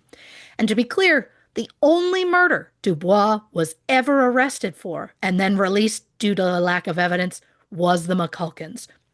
So if Trevor's telling the truth, this case is the only one that Dubois could have been referring to. Right. Dubois' own brother Paul testified that during a phone call in 1990, Dubois said that Barbara McCulkin had information on O'Dempsey and they needed to get rid of her. The defense team argued that a more likely suspect in the crime was Billy McCulkin, given his history of spousal abuse. And while I don't think that Billy was a good guy by any means, I'm not convinced he was involved. Statistically speaking, a current or former partner is often the perpetrator, so it's not impossible. It's just more likely I'm just more likely to believe it wasn't him because he was not there the night she was last seen. Not to mention how many people have come forward to say Dubois and O'Dempsey bragged about the crime for years, whereas the only people who mentioned Billy in this crime spoke about how distraught he was to find his family. Billy McCulkin passed away in August 2011 at the age of 71. After a 3-week-long trial that included more than 40 witnesses, the jury deliberated for 3 days and found Gary Dubois guilty on all counts. His sentencing was postponed until after O'Dempsey's trial. Soon after, the rape charges against O'Dempsey were dropped due to a lack of evidence, which is interesting because Gary Dubois was just convicted of 2 counts of rape based on nothing but hearsay. I'm not saying he shouldn't have been charged. In fact, based on all the testimony, I'm glad that he was. I'm just curious as to why the prosecution felt the evidence was enough to convict Dubois, but not enough to convict O'Dempsey. Because that man is an absolute monster who needs to be kept in prison for the rest of his life. Why? I mean, there is his previous charge of aggravated sexual assault on a child, the fact that multiple people have gone missing after agreeing to give evidence against him, and then the fact that, he was diagnosed as a psychopath in his youth. And if that isn't enough, I have a more recent example for you. This one from Matthew Condon's book, The Night Dragon. So O'Dempsey met Julianne Fenton in the early 2000s. At the time, he was in his early 60s. She was in her early 20s. They dated for a few years, lived together, She also brought her two children with her when living with him, so I can't even begin to imagine. Um, at one point, Julie was helping O'Dempsey with some chores on his alpaca ranch, the one being used as a front for his massive grow up. Well, Julie's carrying these large buckets of water, and they're just kind of talking back and forth, and somehow the topic of age of consent comes up. According to Julie, O'Dempsey told her, and I quote, if they are big enough to carry 2 buckets of water, they are big enough to fuck. Disgusting. I I don't even know why they were having that conversation to begin with, but I don't love it. So with the rape charges dropped, Vincent O'Dempsey went on trial for 3 counts of murder and 1 count of deprivation of liberty. Several people testified against O'Dempsey, including a former inmate who made notes about his conversations with O'Dempsey over the course of several months. Um, this is the same inmate who notified police when O'Dempsey mentioned plans to hire hits on key witnesses Warren McDonald and Carrie Ann Scully. Warren McDonald, of course, had claimed that O'Dempsey told him in 1997 that he killed the McCulkins. Now, Carrie Ann Scully, she was a former fiance of O'Dempsey's. From the sounds of it, she would have been shortly after Julianne Fenton. She also moved in with him and brought her 2 daughters with her. Multiple of the women that he lived with brought their children into his home. And I'm not blaming these women. I'm just saying, gosh, I hope nothing went on that she doesn't know about. Yeah. So Carrie Ann Scully was engaged to O'Dempsey at one point, and she said around 2010 or 2011, O'Dempsey bragged to her that he was good for the McCulkin murders, but he'd never get caught because they'll never find the bodies. O'Dempsey then claimed he was responsible for 33 murders. Carrie Ann said that before the two of them got together, she knew that he had been married multiple times. He had at least 6 kids. He corrected her and said, "Oh, it's actually closer to 26." During their relationship, O'Dempsey suggested they have a baby together, even though he was in his late 60s at the time. I don't know her age, but I feel she was quite young. Um, he said he was desperate to keep his bloodline going. Ick. Yeah, Carrie Ann said she left him the day after he said he was responsible for 33 murders. Thank God. Yeah, good for her. Good for her. She took her kids and ran. Something interesting, though, that I want to mention about Carrie Ann. Her mother, Carolyn Scully, was dating Peter Hall at the time the McCulkins disappeared. Yes, the same Peter Hall who was not only one of the men responsible for the arson at Torino's nightclub, but also the first person to come forward about O'Dempsey when the McCulkin case was reopened in 2014. One of the other men responsible for the Torino's arson was a man named Tommy Hamilton, who was not only a member of the Clockwork Orange gang, but also Carolyn Scully's brother, meaning Tommy Hamilton was Carrie Ann's uncle. Stay with me. So in the summer of 1974, Tommy and fellow gang member Douglas Meredith were drinking, smoking pot, having a good time. Tommy, inebriated, tells Douglas O'Dempsey murdered the McCulkins. 6 months later, in January 1975, Tommy Hamilton disappeared and is presumed dead. As of this record, he's never been found. And since O'Dempsey has a reputation for making witnesses disappear, it's more than likely he was responsible for Tommy Hamilton's disappearance.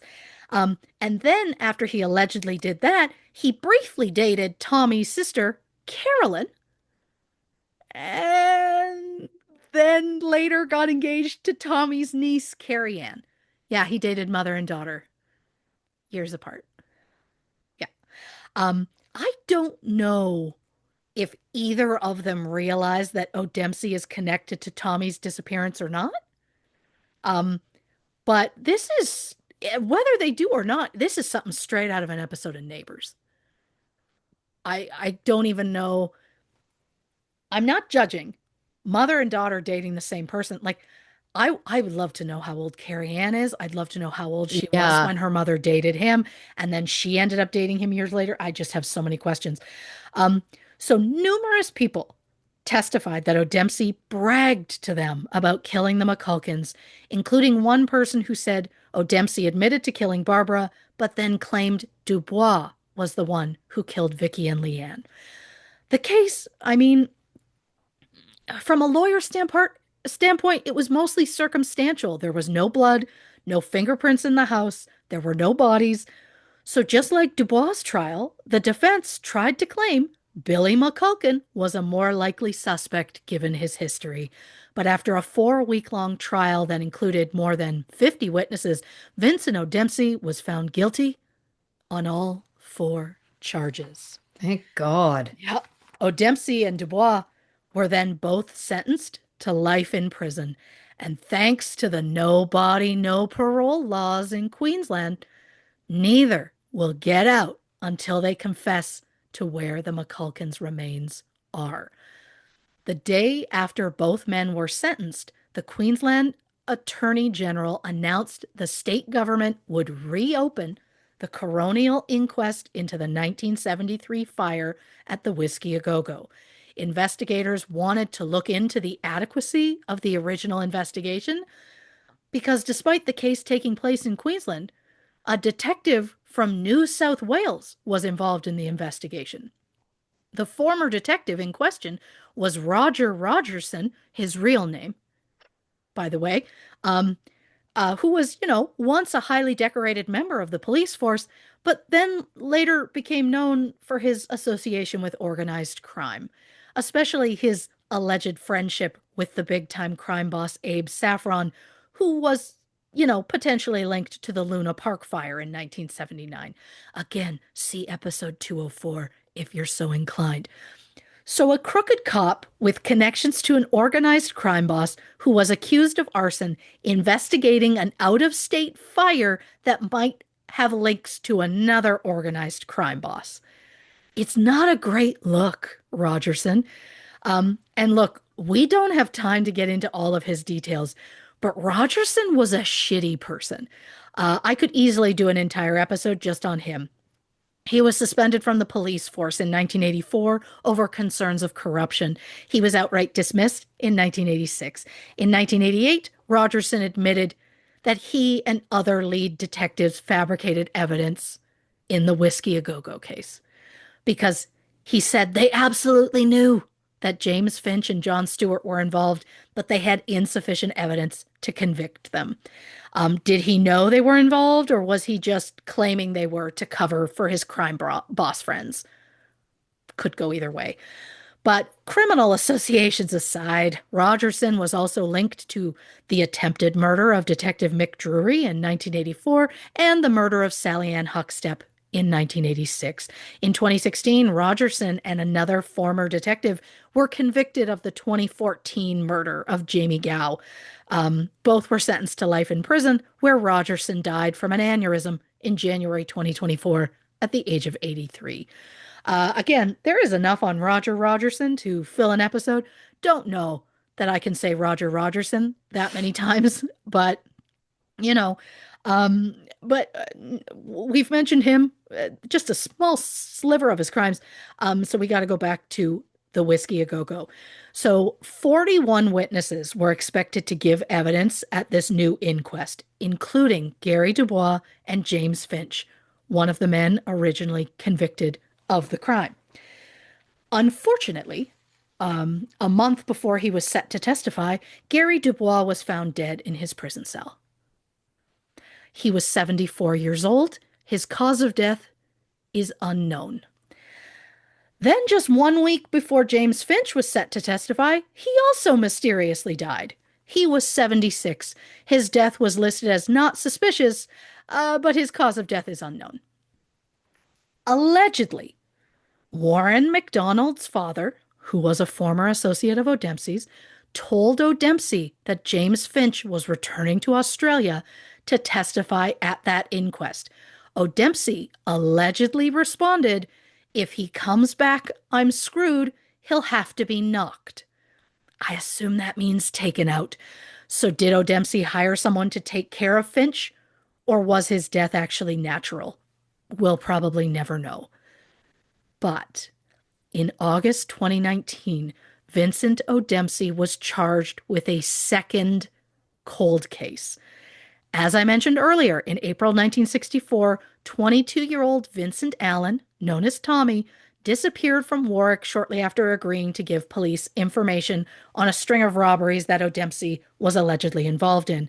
O'Dempsey had been interviewed about Tommy's disappearance once in 1975 and again in 1979, but police never had enough evidence to arrest him.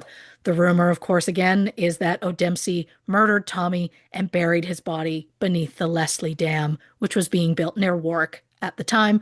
O'Dempsey and Tommy were both members of that building crew. I hope that case goes to trial. I hope that Tommy Allen's family gets some sort of justice, because as of this record, his remains have never been found. As of this episode, Barbara, Vicki, and Leanne McCulkin have been missing and presumed dead for 52 years. Barbara was described as kind and bubbly with a wicked sense of humor. Vicki and Leanne were described as happy and well-behaved. At the time of their presumed deaths, Barbara was 34, Vicki was 13, and Leanne was 11. Their remains have never been found.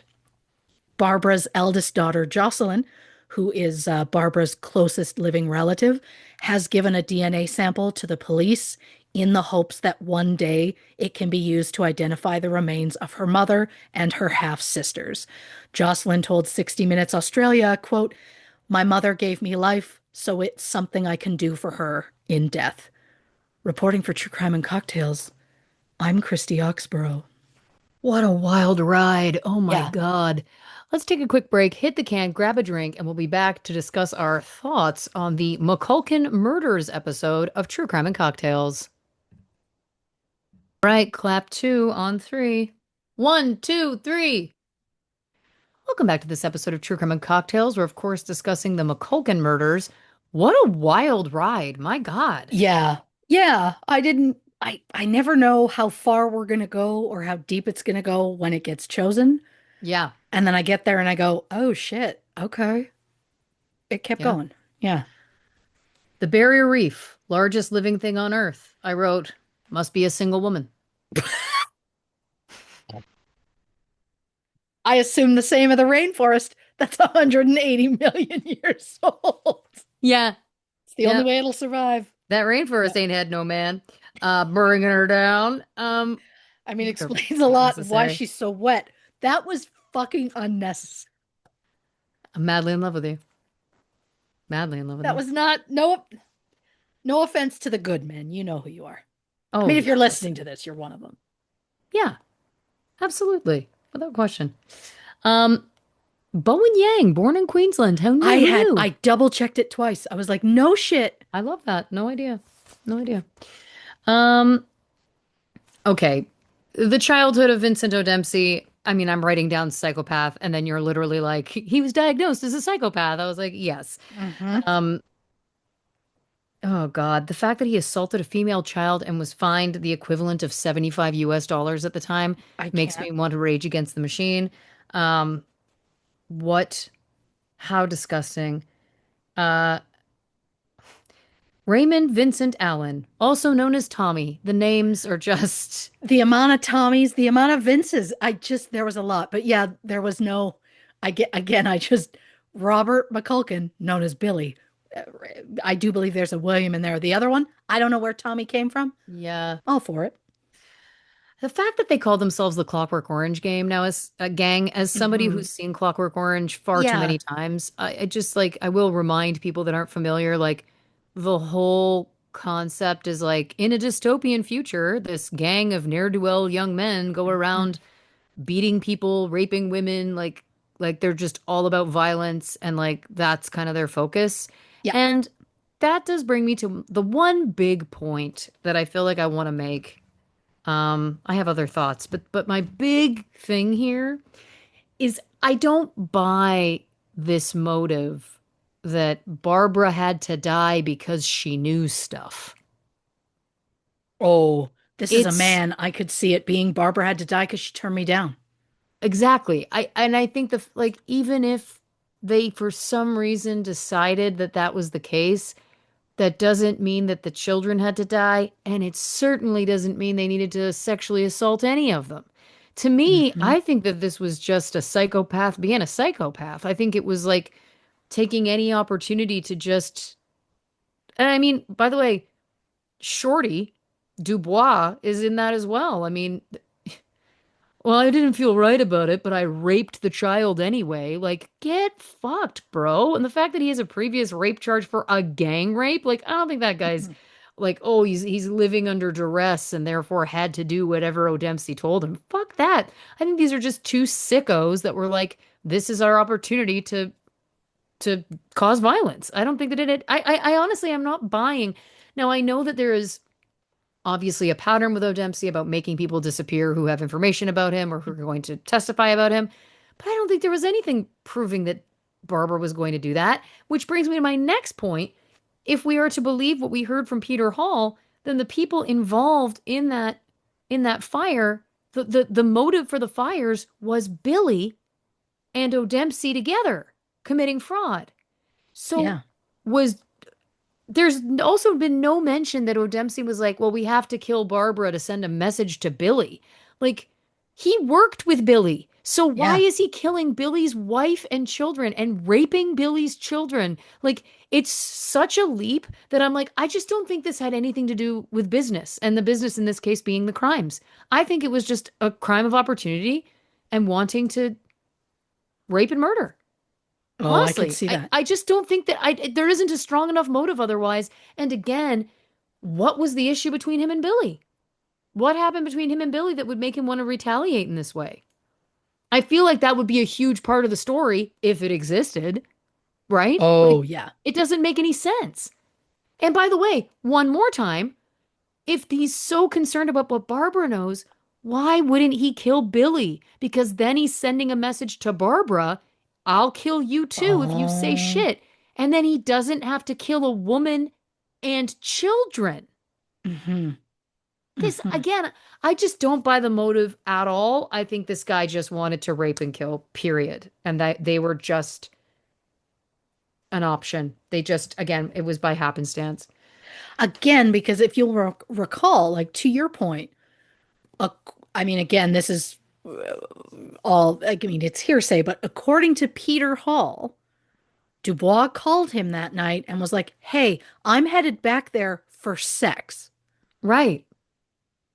Do you want to come? That doesn't sound like that, like that sounds like that was the full plan the whole time. And then I'm also like, so there was a woman and two children, and you were both like, we're going to spare the woman. Well, It's I like, don't think it's about sparing. I think it was more about it's, like this is going to be more, this is going to feel more powerful. which is, I just can't. Oh, it's so sick. Again, and I just don't, not that there's any motive that they could have that would justify it. I just don't believe that the motive was keeping her quiet. I don't believe it at all. It just There's no seems reason the weird. children had to die. They could have left and come back. And by the way, once again, killing Billy would send the message to Barbara to keep her mouth shut, and then she and her children stay alive. This was not about them protecting their business. This was about wanting to rape and murder a woman and children. It's disgusting. Um, the fact that Finch and Stewart were only charged and put on trial for the youngest victim in that fire, I think is Mhm. laziness. I know that lawyers sometimes make this choice when they have multiple victims because it's like, well, if we get them on this, then they're doing the time. I think in this case, it's like it was a fire. Yeah. This isn't like you hear this sometimes with serial killers and stuff like that, where it's like, well, this one case, there isn't as much information and there's not as much evidence. And so it could hurt the whole thing. So we're going to leave that out. That I can wrap my head around. All of these people died in one fire. To me, it's like you're just being lazy if you're not prosecuting all 14 deaths. The only thing I can think of, which I'm not excusing in any way, but I'm like, is it possible they were like, if we just throw so many names at them, people are just going to be like, oh, this is a lot. But it's like you would think that would look at just how many there are. You think that would make them like, oh, yeah, we have to It just doesn't take feel them like down. that much more work to me because it was a fire that took them all at once. Like, it 100%. They all wasn't like, died of the again, same thing.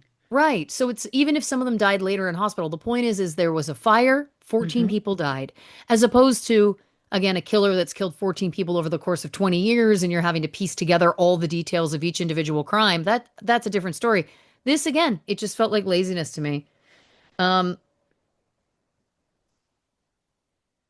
the fact that Finch's confession was deemed fake and then the police admitted that they faked it, it's again, it's one of those ones that just makes you go like, everything's fucked. Like, Yeah.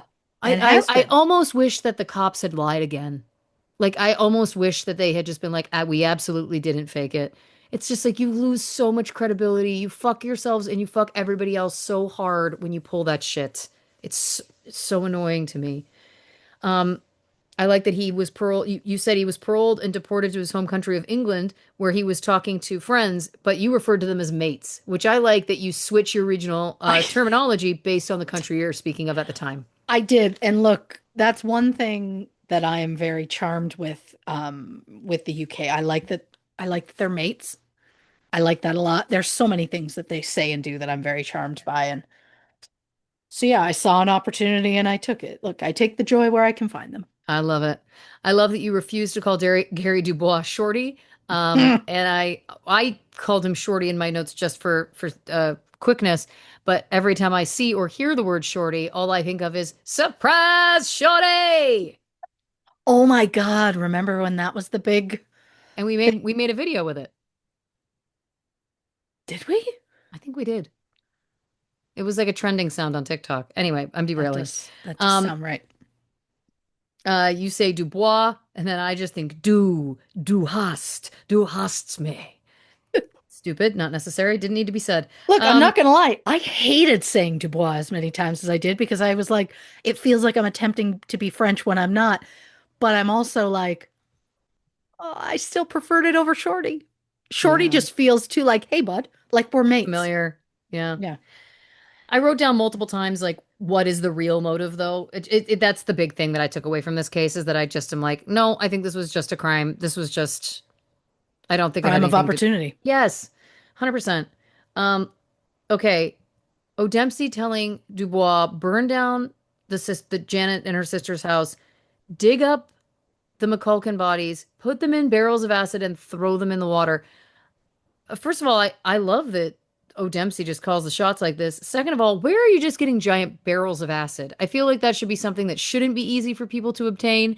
I feel like Yeah. much like if I have to give over my driver's license if I buy cold pills at the pharmacy that have a certain amount of the one drug in them. I think maybe we should be taking note of people buying vats of acid. Just putting it out Oh, there. yeah, yeah. And Um, also, he didn't burn down the house, so he clearly doesn't do everything he's told. right. And we So also don't know if he dug up the bodies or not, we I'm don't. assuming. Yeah. Which feels like a lot of work and feels like there would be a very large possibility of getting caught doing that. So, anyway, Yeah. um, you said that the rape charges were dropped against O'Dempsey, and I just wrote, huh? Right? I can't. This is again like I understand that we weren't there and I understand that we're not trained lawyers, but I don't know what you gain. I don't know what you gain when you're Hmm. especially talking about children because I there know. is no possibility that it was consensual. There is no gray area. There's no Yeah. gray area for what happened. No. And I find it so offensive again that this is the second time in one case where a man rapes a child and then in the first situation got a 75 US dollar value ticket at the time. And Mhm. now it's like, we won't bother pursuing that one. He's going to be in jail anyway. Fuck that. Yes. It enrages me. It would make more sense if he was found guilty of everything but. the rape charges. If he was found not guilty, it would make sense to me that they would be like, okay, the next guy, it didn't work out. We'll take the Right. rape charges off. But they didn't. It It was they doesn't were make like, any we're gonna go less on this. And I'm like, it doesn't no, yes. Why? To what end? To your point, yes. Dubois had already been found guilty of the rape charges, so then they're like, well, what? right? What are you Yeah. talking about? And why don't you? I don't know. Like that's one of those things where like my justice needle goes wild because I'm just like, Mm, how do you sleep at night, prosecution lawyer? Do you feel good about the fact that you're like, it's good that we didn't have to do all that extra paperwork with that child rape charge that we dropped? Like, kill me. yeah, I didn't. Yeah, I don't get it at all Ugh. in any way. And listen, I'm glad that they got life in prison and I'm glad that they have that law, the no body, no parole. I think that's brilliant that it's like, hey, if you want Yeah. out on parole, guess what? You're gonna have to tell us where the bodies are. Love that. Love all of that for them. I think it's just the energetic thing. I think it's like the symbolism that I feel Mm, like those girls deserved yep. that man to be charged with their sexual assault, period. Yeah. Since he did it. We know Yeah. this. And I understand that it's the whole like, well, they don't have the body, so it's harder to prove whatever, but give me a fucking break. Anyway, again, to your point, if they already found somebody guilty of it, they could find someone else guilty of it. It's crazy that they just threw it away. They pick and Yeah. chose. Um, I like that he had a llama ranch before and then it turned to alpacas. So I guess the I probably fucked that up. oh, here I Yeah. was going, oh, I like that as he got older, he decided to switch from llamas to alpacas, but never Nope. mind. Keeping me honest. I assumed that was me. And that's funny because I did read over those notes today, but I'm underslept. I know that Alpaca, I llama, know, let's call the whole thing off. yeah, I know that they're different animals, but Close I enough. know that they are, but they're very similar. They're very similar. Him having this conversation with Julianne, the age of consent, big enough to carry 2 buckets of water means you're Mm-hmm. old enough to fuck. The crassness of all of that, the Mm-hmm. fact that this man was also in his 60s at the time, it would be Yep. crass at any age, but in his 60s, fucking disgusting. That makes me want to throw up. Yep. Um, yeah, I hope she didn't stay long after that. I hope so too. I really hope that was the moment she went, well, I need to get out of here immediately. Yeah. And it can Yeah. take time to extricate yourself, but saying he did 33 murders and had something like 26 children again, like I don't this is the other thing though. He's not a reliable narrator. So we don't know how much of that is his own Sure. delusions of grandeur and wanting to seem more powerful than I do believe that he killed more people for sure. He Oh, yeah. was very good at making people disappear. So very much believe that that's true. Um and the 26 children, I don't know. I don't know if I buy it. I think again he's just trying to seem like a big man. Probably. Just disgusting.